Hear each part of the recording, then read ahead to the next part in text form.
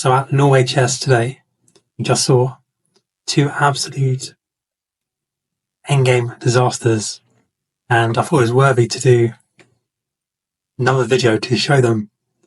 Same sort of concepts as previous video, endgame disasters 1, but this time we've got world champion, the world number 1, so Carlsen Gukesh.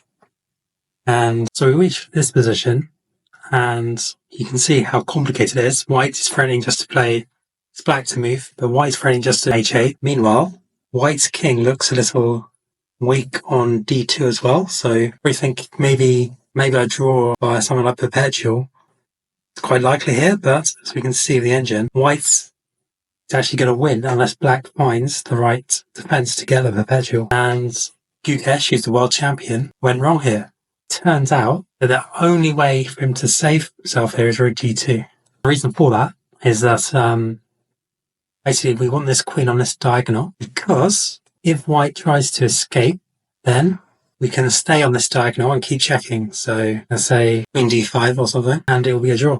It's worth noting because white can go back here, and it's worth noting that here, if black were to take this pawn and go for a win, white is actually won.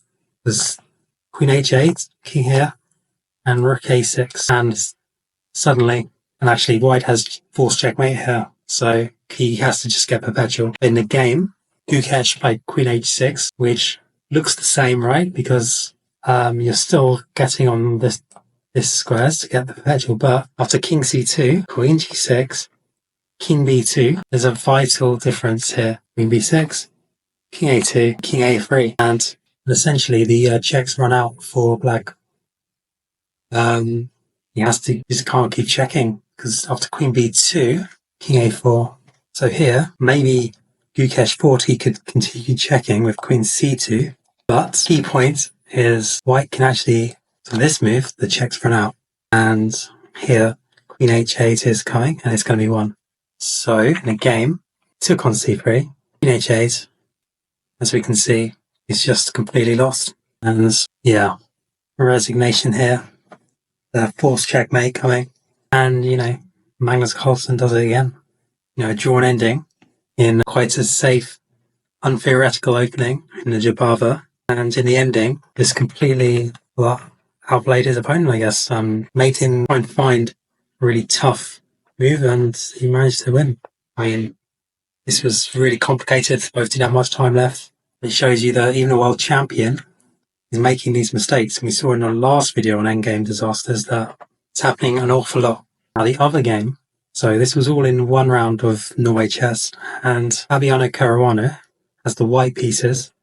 And bear in mind, this is one of the strongest players of all time, or certainly one of the strongest players in the world, and former world champion candidate player, and Fabiano Caruana, very highly rated, against Hikaru Nakamura. And this position we put on the engine is completely equal.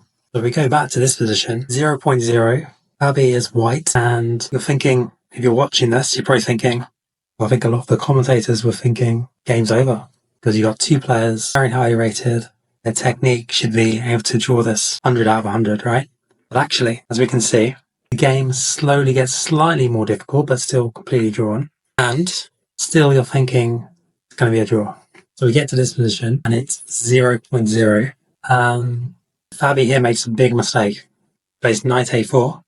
He needs to play king e2. And the reason for this is actually, crazy though it might seem, Zuxenfang. Because essentially, this pawn on g3 and this pawn on b3, we get really tied down. We can see here after knight e4, knight f5, suddenly I think Fabi realised that he's in deep trouble.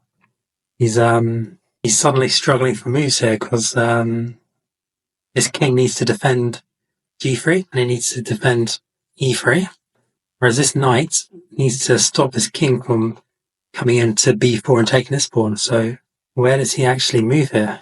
In fact, the more you look at it, the more you realise white doesn't have any moves. I mean, you'd like it to be black's move, I guess, but even if it was black move, black could just play king c6, and sooner or later, white's going to have to make a move, and then black's just going to come in. And he's either going to take one of these pawns on e3 or g3, the king's going to come in. So the end comes in this way, and resignation came. So we just saw there two the highest rated players of all time really lose 0.0 endings. And it just shows you that maybe we shouldn't be agreeing draws in 0.0 endings anymore. Maybe we should be pushing them and getting really good endgame technique. Because I don't think it ever crossed either Magnus Carlsen or in this case Hikaru's mind to offer a draw. They were going to push right to the end. That's quite illustrative. Cheers for watching.